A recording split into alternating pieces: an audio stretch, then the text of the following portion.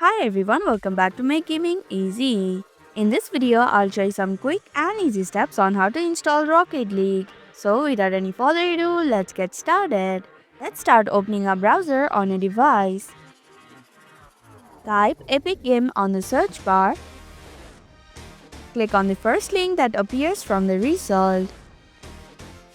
If you have an account, log in or just sign up for a new account.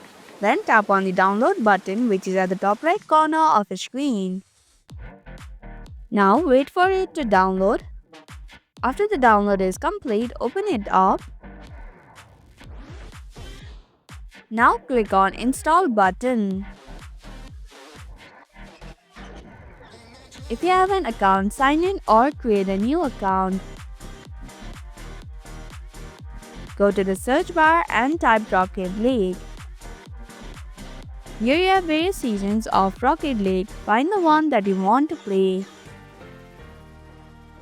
Tap on In Library button.